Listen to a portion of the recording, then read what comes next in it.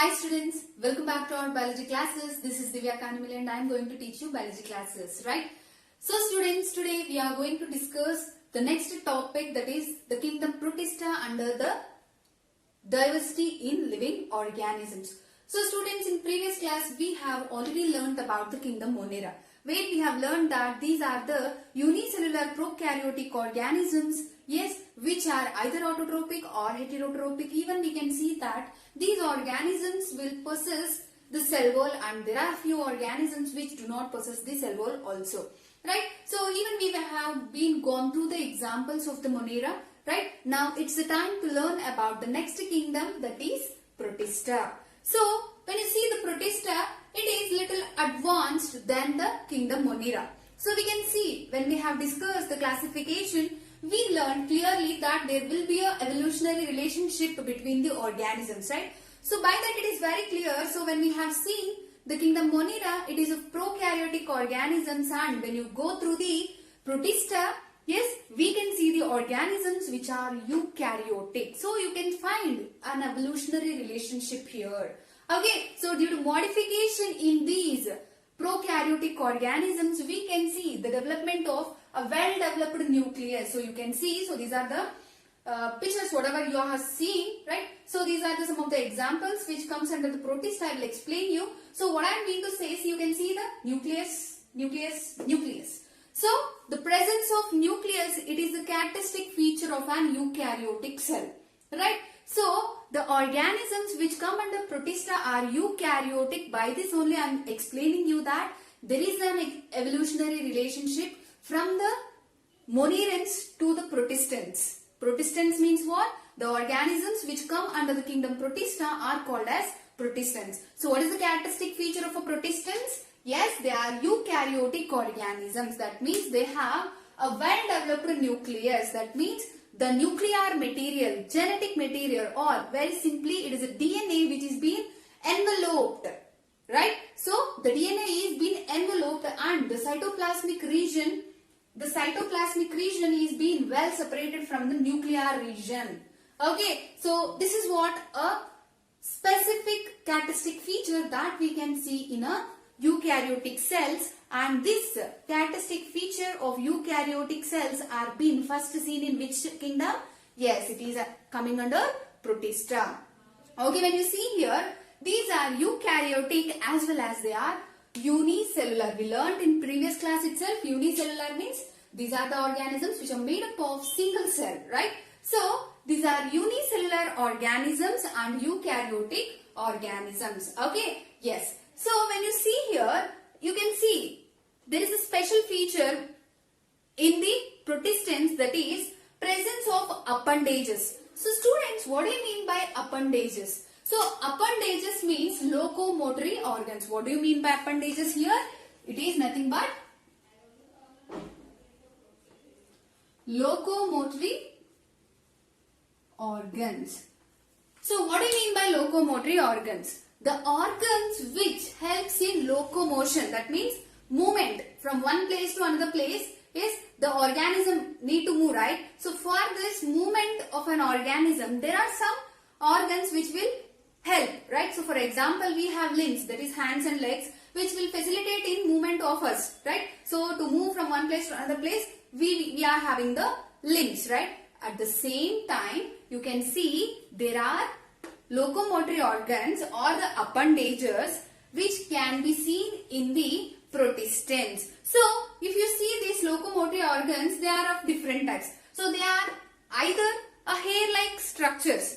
So fine hair-like structures which are called as cilia. So do you know the example of an Protistant which possesses cilia? That is a paramecium. So this is the diagram of a paramecium. So where I have said it is having a nucleus. So you can see here there are two nucleus in paramecium. So this big bean shaped whatever we are seeing, no? So this is a macronucleus. So this is a macronucleus, and the smaller one, it is called as micronucleus. So there are two nucleus which are present in the paramecium.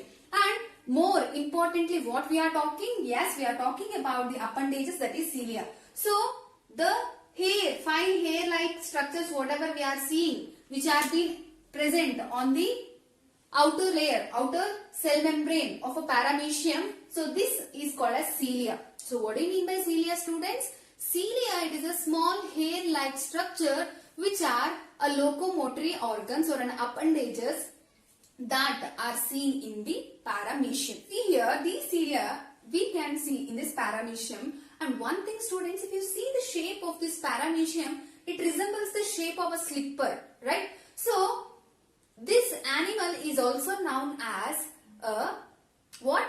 Slipper shaped animal. So this animal is also known as what? Slipper shaped animal. So what is a slipper shaped animal? It is a paramecium. So students, you need to underline this because it is a scientific name. As it is a scientific name, we must and should underline this name. Okay. Yes. So this is about paramecium.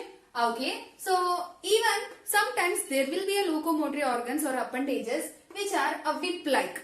Whip-like means long hair-like, I can say. Okay. So a whip-like locomotory organs are also present in some organs which comes under protista. So that whip-like organ we call as flagella. What it is? A flagella. So this is a flagella. You can see, right, this long hair-like structure.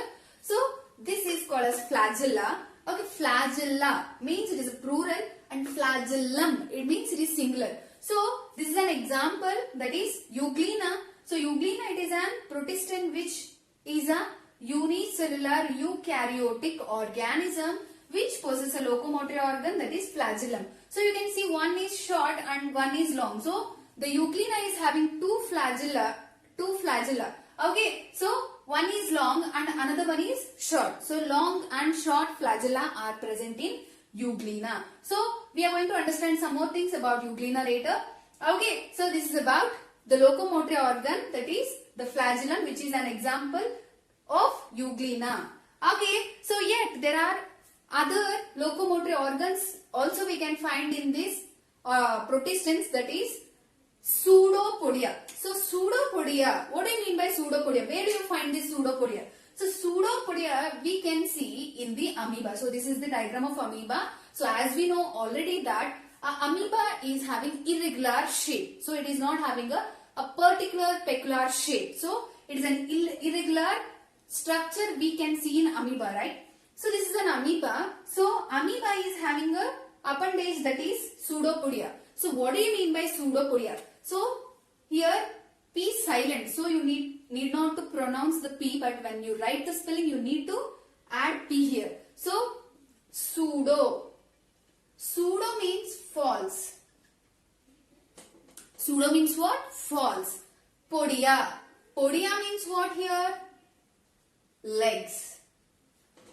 Pseudo means false. Podia means legs. That means what is the meaning of pseudopodia? False legs. Why it is called false legs? Why? Because students, when you see this amoeba, so the pseudopodia is formed due to extensions of the cell membrane. So this is the cell membrane of amoeba. Yes, it is flexible. As the cell membrane of amoeba is flexible, it can extend the cell membrane. Okay, because of these extensions, it appears like a legs. By these extensions, what it can do, it can move from one place to another place. Due to this appearance of the cell membrane, which forming a finger-like projections, and these projections are helping in movement of the amoeba, so we call these projections as a pseudopodia. So either it might be a pseudopodia, or it might be a flagellum, or it might be a cilia. So these are a type of appendage that we can see in the protistans, which is a specific characteristic feature that we need to remember under the protista.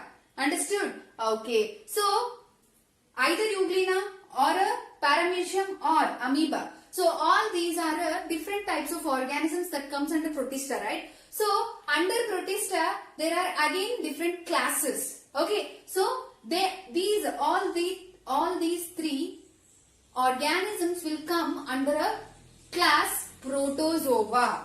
It comes under what? Protozoa. So protozoa, it is a class which comes under the kingdom protista. So if you see in this protozoans only, you can see the presence of euglena, paramecium and amoeba. So once again I wanted to say, what do you mean by protozoa? Proto means what? First. Proto means what? First. Zoans. Zoans means what? Animals. So students, from that time when I am being started this protozoans, I am saying that animals, animals, animals. So why I should not say plants? Why? Because these characteristic features which we are seeing in the protistans are the characteristic features which are resembling the animals, the kingdom Animalia which we are having now. So the characteristic features of the protista are resembling the characteristic features of the kingdom Animalia.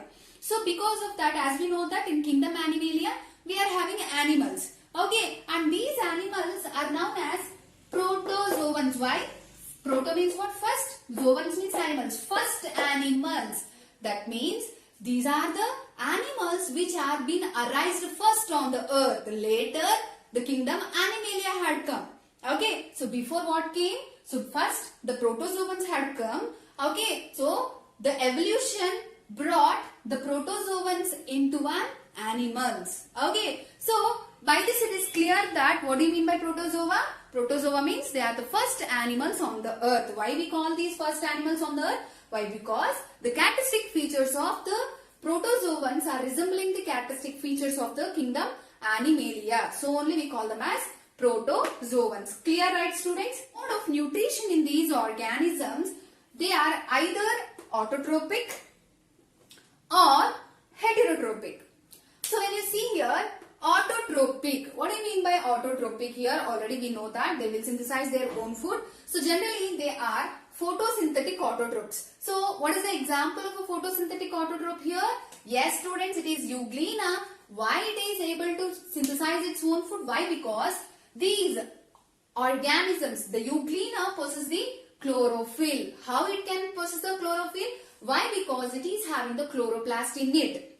Ma'am, do they possess chloroplast in that? Yes students. So as it is an eukaryotic cell, we can see nucleus along with the cell organelles. Okay, we know that an eukaryotic cell means what? So it will be having a well developed nucleus and it will be also having the cell organelles which are membraned. Okay, you understood in the first chapter, that is fundamental unit of life, right? So where we have seen presence of cell organelles in the cytoplasmic region, right? So at the same time as Euglena is also an eukaryotic cell, even we can find the cell organelles in it, and as I said, it is involved in the photosynthesis. So why it is involved in the photosynthesis? Because it is having the chlorophyll in it which is present inside the chloroplast. Okay, so because of that, so one more study says that the chloroplast which is present or the chlorophyll which is present in the Euglena is of same type which is present in the plants. That means the plants also have a chlorophyll, right? Due to that only the plants appear which color? Green color, right? So the chlorophyll of a plant is showing the resemblance with the chlorophyll of a Euglena. So you can understand, right? So there is an evolutionary relationship. Okay, so due to evolution, the modulations and changes have taken place and these become advanced and complex organisms in future. Okay, so you can see a Euglena will show the characteristic features of both kingdom Plantae as well as kingdom Animalia. Why? As it is photosynthetic, it resembles the kingdom Plantae, and as it is an Animalia. So one more interesting thing do you know? So during daytime, as we know that photosynthesis will happen only in daytime, right? As it requires the sunlight, right? So during night time, as the photosynthesis won't happen, that means it is unable to involve in the process of photosynthesis, right? Because of that, during night time, it will act as a what? Heterotrophic organism. That means during night time, it is an heterotrophic organism, and during daytime it is involved in the process of photosynthesis. So only I said it is showing the both characteristic features of kingdom Animalia as well as kingdom Plantae. Clear students? Okay, so you understood the autotrophic mainly we will be considering it as an autotrophic. Okay, so example is Euglena. And heterotrophic, if you see the paramecium and amoeba, they are heterotrophic. So they will engulf. So when you see the amoeba, so the food particles, whenever it comes near the cell membrane of an amoeba, it will sense it and it will engulf the food particles into it. Okay. So by endocytosis, it will take up the food inside its body and it will utilize this food for its metabolic activities. Okay. So various life processes, it requires this food. Okay. It is also a heterotrophic, and paramecium, it is also a heterotrophic organism.